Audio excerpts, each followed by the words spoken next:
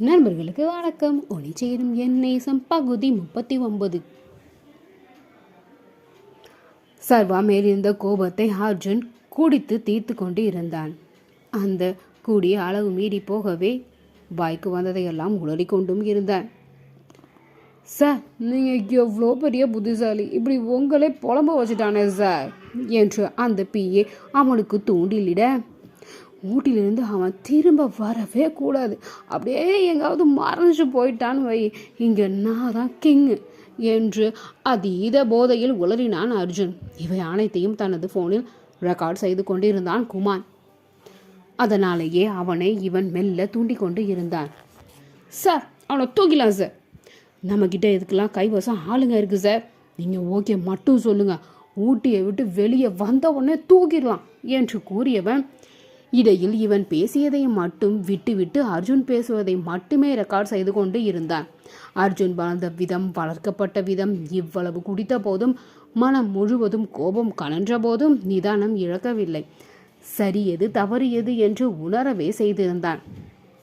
ஹே, அவனை தூக்கவெல்லாம் கூடாது, அவனை கண் முன்னாலேயே இப்போ அவன் காரை அடித்து தூக்கிட்டோன்னு வை, அப்போ அதை பார்த்து அவன் கண்ணில் ஒரு பயம் தெரியும் பாரு, நான் அந்த பயத்தை பார்க்கணும். சர்வா, உனக்கு பயத்தை காட்டுறான்டானா என்று கத்தியவன் போதை மயக்கத்திற்கு செல்ல அவனோ விடாமல், சார் சார், என்ன நம்ம சர்வாவை தூக்கிடலாமா? போயா சார், சொல்லுங்க சார், அவனை நம்ம தூக்கி முடிச்சிடலாம், நகரி போயா என்றவன் முழுதாக மயங்கி இருந்தான். நான் போதையில் உலர்னதை வச்சு என்னோட பிஏ தான் ஆளையெல்லாம் ஏற்பாடு செய்து உன் காரை ஆக்சிடென்ட் பண்ண சொல்லியிருக்கான். கடைசி நேரத்தில் தான் எனக்கு அது தெரிஞ்சது. உடனே நிப்பாட்ட தான் நினச்சேன், அதுக்குள்ளே எல்லாமே முடிஞ்சிட்டு. மன்னிப்பு, நான் கேட்குறது ரொம்ப சுலபமாக இருக்கலாம், இது மன்னிக்கக்கூடிய தப்பு இல்லைல்ல சர்வா. உன் அம்மாவோட இழப்பு, உன்னோட பாதிப்பு, இதை பார்த்தே உங்கள் அப்பாவும் நொறுங்கி போயிட்டாங்க. ஒரு குடும்பத்தையே சதைச்சிட்டு சிம்பிளாக உங்ககிட்ட சாரி கேட்குறேன்ல, இது எவ்வளோ பெரிய அயோக்கியத்தனம் இல்லைடா. சாரி சர்வா என்று உடைந்து விட்டான் அர்ஜுன். அவன் வலி அவன் கண்களில் புரிந்தது, திக்கி திணறி வரும் குரலில் புரிந்தது. சர்வா மற்றும் வசந்த் ஜெகன் அனைத்தையும் பார்த்தவாறு நின்றனர் இடையிடாது. நீண்ட மௌனத்திற்கு பின் சர்வா துவங்கினான். வருந்து மன்னிப்பு கேட்கிறவங்கள மன்னிக்கிறது தானே மனித இயல்பு ஜெகா என்று ஜெகனிடம் கேட்க, கண்டிப்பா மன்னிப்பு தாண்டா மிகப்பெரிய தண்டனைன்னு சொல்லுவாங்க, மறுபடியும் தப்பு செய்ய விடாமல் காக்கிற கேடயமும் கூட வசந்த் கூற, அனைத்தையும் கேட்ட அர்ஜுன் அமைதியாகவே நின்றான், கண்களில் எதிர்பார்ப்போடு. ஆம், அவர்கள் சொல்வது உண்மைதான். தன் இத்தனை இழப்பிற்கும் காரணமானவன் என்று இழுத்து அடித்து இருந்தால் கூட தன் மனம் சமாதானமாகி இருக்குமோ என்னமோ. இவன் மன்னிக்கிறேன் என்றால் அந்த குற்ற உணர்வு தன்னை விட்டு நீங்காமல் நெஞ்சோரம் தைக்கிறதே. இனி இதுபோல் தவறு இவனுக்கு மட்டுமல்ல, வேறு எவருக்கும் செய்ய தன் மனம் நினைக்கவே நினைக்காது என்று உறுதி வந்தது. இனி மீண்டும் ஆரம்பம் செய்யலாம் அர்ஜுன், நம்ம போட்டிய, நீ தயாரா என்றான் சர்வா. அர்ஜுன் இதழ்களில் மென்னகை. என்ன மன்னிச்சிட்டியா? ஆம் என்பது போல் அவன் தலையாட்ட அர்ஜுன் மனதில் இத்தனை ஆண்டுகளாக இருந்த திணறல் அகன்றது போல் தோன்ற, நான் உன்னை கட்டி பிடிச்சிக்கலாமா சர்வா என்று சர்வா விடம் கேட்க அவன் முகம் உடனே சுருங்கியது. அதை காணவுமே அர்ஜுன் மனம் வாடியது. அதிகப்படி எதிர்பார்க்கிறோமோ என்று. ஆம்பளையா கட்டி பிடிக்கிறதுல என்னடா இருக்கு என்று அவன் சலிக்க அர்ஜுன் முகத்தில் பளீர் என்று புன்னகை.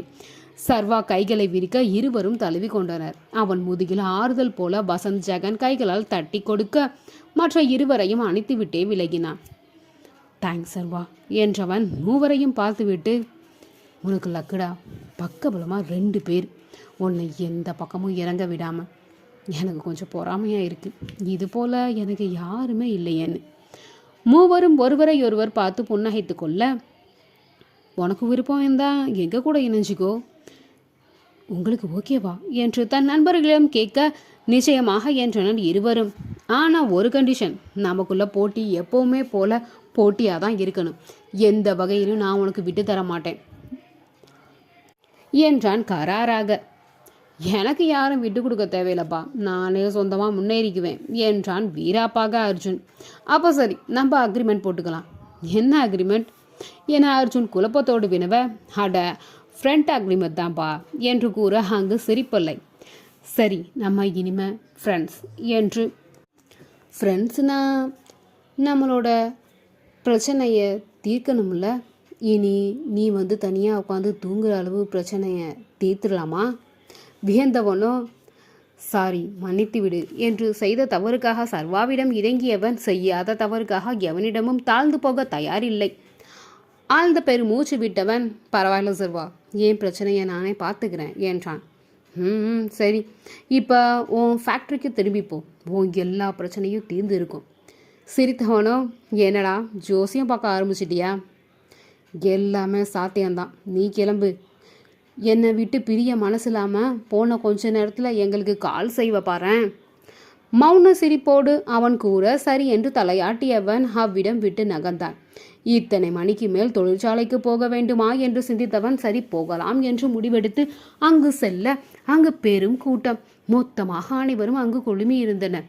இவன் குழப்பத்தோடு காரை விட்டு இறங்கி முன்வர இவனை காணவும் அனைவரும் அருகில் நெருங்கினர். அங்கு தலைவர் பொறுப்பில் உள்ளவர் முன் வந்து, மன்னிச்சிடுங்க தம்பி, எங்கள் மேலே தப்ப வச்சுட்டு வீண வம்புக்கு இறங்கிட்டோமேனு வருத்தமாக இருக்கு. அவன் சற்று திரும்பி பார்க்க வேதநாதனும் அங்கு வந்து இறங்கி இருந்தார். இவனுக்கு தான் ஒன்றும் புரியவில்லை, ஏன் இந்த திடீர் இலக்கம் என்று. அடுத்த பார்வையுடன் அவர்களை பார்த்தபடி நிற்க வேதநாதன் வரவும் அவரிடமும் வருத்தம் தெரிவிக்க, இவ்வளவு நாள் எங்களோட பழகியும் என்னோட பையனை எவனோ ஒருத்தன் சொன்னான்னு உடனே எங்கள் மேலே தான் தப்புன்னு கொடி பிடிச்சிட்டிங்கல்ல, அவ்வளவு நம்பிக்கை எங்கள் மேலே. அவர் வருத்தத்துடன் கேட்க அனைவரும் தலை குனிந்தனர். சூழ்நிலை எங்களை முடலாக்கிடுச்சு சார் என்று ஒருவர் கூற, எங்கள் பக்கம் விளக்கத்தை கேட்க கூட தயாராக இல்லையே, நீங்கள் உங்கள் பக்கம் தான் நியாயம்னு கண்ணை மூடிக்கிட்டுல இருந்தீங்க. தப்புதான் சார், தம்பிக்கிட்டையும் மன்னிப்பு கேட்டுட்டோம் சார், இனி எந்த தவறும் நடக்காது சார். நாங்களே அந்த பயலை அடித்து துரத்தி விட்டுட்டோம். நாளையிலேருந்து வழக்கம் போல் வேலை நடக்கும் சார். இத்தனை நாள் தாமதத்துக்கு 2 மடங்காக வேலை செஞ்சு விட்ட இடத்த பிடிச்சிடலாம் சார் என்று உறுதியளிக்க வேதநாதனும் சமாதானம் போல் காட்டிக்கொள்ள அனைவரும் கலைந்து சென்றனர். அர்ஜுனுக்கு தான் ஒன்றும் புரியவில்லை. தந்தை வந்து காரை தான் எடுத்தவன் அவனுடைய காரை அங்கு ஓட்டி வந்த டிரைவரை எடுத்துவிட்டு செல்லும்படி கூறிவிட்டான். என்னாச்சுப்பா, இங்கே என்ன நடக்குது? எல்லாரையும் எப்படி சரி கட்டுனீங்க? எனது நான் சரி கட்டினா, ஏன் உனக்கு எதுவுமே தெரியாதா என்று கேட்க, இல்லை என்று மகான் தலையாட்டினான். தன் போனை எடுத்து எதையோ தேடியவர், வண்டியை ஓரமாக நிறுத்து என்று அவரிடம் கூறிவிட்டு இப்பொழுது வைரலாக ஓடிக்கொண்டு இருக்கும் வீடியோவை ஆன் செய்தார். அந்த தொடுதிரையில் காட்சிகள் ஓடியது.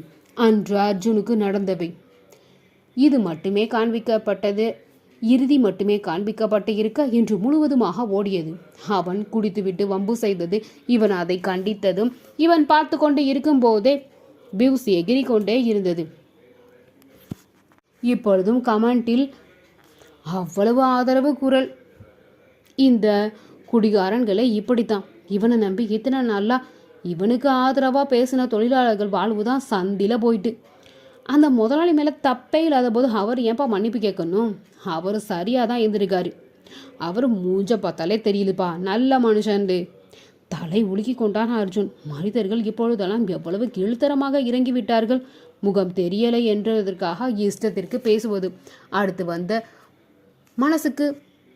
அடுத்தவங்க மனசுக்கு மரியாதை கொடுக்கறதே இல்லை சாய் என்று தோன்ற தந்தையை நிமிர்ந்து பார்த்தான்.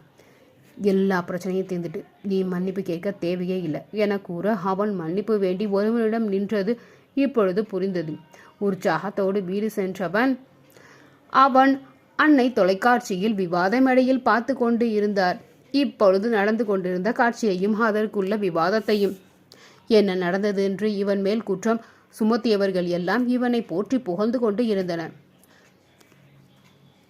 குடிச்சிட்டு வந்தது தெரிந்தும் பொறுமையாகத்தான் அவர் எடுத்து சொல்லியிருக்காரு. இவன் சட்டையில் கை வைக்கவும் தான் அவர் பொறுமை காக்க முடியாமல் அரைஞ்சிருக்காரு. அர்ஜுன் நல்லவர் தான் என்று புகழ்ந்து தள்ள புன்னகையோடு அன்னை தந்த காஃபியையும் பருகிவிட்டு சர்வாவிற்கு தான் உடனே அழைத்தான். உடனடியாக அழைப்பை எடுத்தவனோ, நான் சொன்னேன்ல நீ எனக்கு கால் செய்வன்னு. எப்படிடா இது, இந்த வீடியோ எப்படிடா என்று அவன் ஆச்சரியப்பட அவன் பதில் கூறினான். இந்த கதை உங்களுக்கு பிடிச்சிருந்தா வந்து கேட்டுட்டே இருங்க.